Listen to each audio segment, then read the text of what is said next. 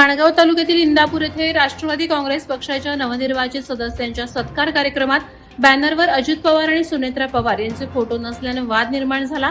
या कार्यक्रमाला खासदार सुनील तटकरे उपस्थित होते। बॅनरवरील त्रुटीवरून विरोधकांनी टीका केल्यानंतर पक्षांतर्गत नाराजी व्यक्त झाली। यानंतर इंदापूर विभागातील कार्यकर्त्यांनी पत्रकार परिषद घेऊन ही चूक नकळत झाल्याचं स्पष्ट केलं। तालुकाध्यक्ष काका नवगणे आणि इतर पदाधिकाऱ्यांनी पक्षश्रेष्ठींची जाहीर माफी मागत दिलगिरी व्यक्त केली। पेण तालुक्यातील वढाव गावातील प्रसिद्ध बहिरी देवाची यात्रा यंदा मोठ्या उत्साहात पार पडली। चैत्र पौर्णिमेच्या आदल्या दिवशी भरलेल्या या यात्रेसाठी मुंबई, ठाणे, पुणे तसंच कोकणासह राज्यभरातून भाविकांनी मोठी उपस्थिती लावली। दुपारी 12 वाजता मंदिरातून देवाचा छबिना निघून गावभर फिरला। यावेळी ढोल ताशांच्या गजरात भंडारा उधळत भक्तांनी पारंपरिक पेरकुट विधी पार पडला। छबिना देवगावातील नागेश्वर देवाला भेट देऊन परतल्यानंतर शिवनेरी मैदानात देवकाठी स्पर्धा रंगली। उंच काठ्यांच्या स्पर्धेला नागरिकांची मोठी गर्दी झाली।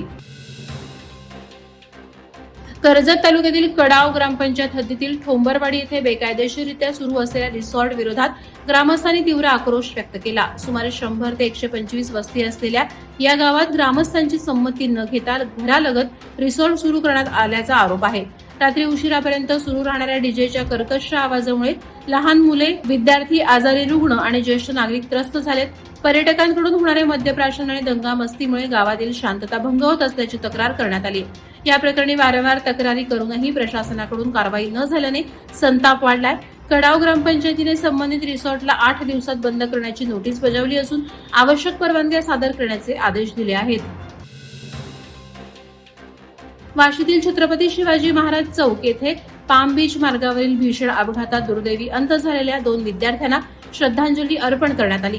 या घटनेनंतर नागरिकांमध्ये संतापाची लाट उसळली असून न्यायासाठी आंदोलनाचा इशारा देण्यात आलाय। आरपीआयचे जिल्हाध्यक्ष महेश खरे यांनी पीडित कुटुंबाला न्याय न मिळाल्यास सानपाडा पोलीस ठाण्याबाहेर आंदोलन छेडण्याचा इशारा दिला। घटनेतील आरोपींवर कठोर कारवाई करण्याची मागणी नागरिकांकडून होते। प्रशासनाच्या भूमिकेबाबतही प्रश्न उपस्थित केले जात असून परिसरात तणावाचं वातावरण आहे। स्वच्छ नागोठणे सुंदर नागोठणे या मोहिमेअंतर्गत ग्रामपंचायतीकडून कचरा व्यवस्थापनाचं काम सुरू असून नागरिकांनी सहकार्य करण्याचं आवाहन सरपंच सुप्रियाताई महाडिक यांनी केलं। जनजागृती पत्रके, दवंडी आणि बॅनरद्वारे स्वच्छतेचा संदेश दिला जातोय। मात्र काही नागरिक उघड्यावर कचरा टाकत असल्याने मोहिमेत अडथळे निर्माण होत आहेत। शून्य कचरा उपक्रम यशस्वी करण्यासाठी सर्वांनी पुढाकार घ्यावा असं त्यांनी सांगितलं। पत्रकार परिषदेत ग्रामपंचायत सदस्य आणि अधिकारी उपस्थित होते। पवित्र दिवसाचं महत्त्व ओळखून रोहा शहरातील चिकन मटण विक्रेत्यांनी स्वखुशीनं आपली दुकानं बंद ठेवत अहिंसा, प्रेम आणि बंधुभावाचा संदेश दिला। कोणत्याही प्रकारचा दबाव नसताना घेतलेल्या या निर्णयामुळे शहरात सामाजिक सलोखा निर्माण झाला। अहिंसा परमो धर्म या तत्वाला मान देत विक्रेत्यांनी समाजाप्रती संवेदनशीलता दाखवली। या उपक्रमाचे विविध स्तरातून कौतुक होत असून भारतीय जैन संघटना रोहा यांनी सर्व विक्रेत्यांचे आभार मानले। या कृतीमुळे समाजात सकारात्मक संदेश पोहोचल्याची भावना व्यक्त होतीये। गणेश मूर्तींसाठी प्रसिद्ध असलेल्या पेण येथील मूर्तिकारांना यंदा मोठा फटका बसण्याची शक्यता आहे। आखाती देशातील तणावामुळे जेएनपीटी बंदरात कंटेनर अडकून पडलेत। त्यामुळे परदेशात पाठवण्यात येणाऱ्या गणेश मूर्तींच्या निर्यातीला उशीर होत आहे। दुबई, लंडन, ऑस्ट्रेलिया, मॉरिशस यासारख्या देशात समुद्रमार्गे मूर्ती पाठवण्याचा हंगाम सध्या असतो।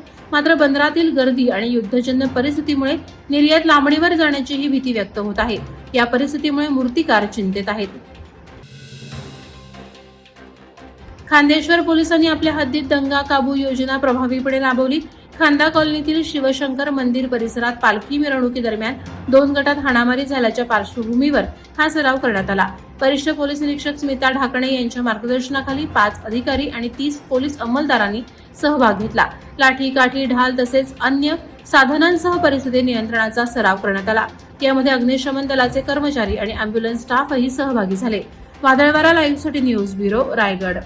नवी मुंबई व रायगड जिल्ह्यातील ताज्या बातम्या आणि घडामोडींसाठी सबस्क्राईब करा वादळवारा लाईव्ह चॅनल आणि दाबा बेल आयकॉन।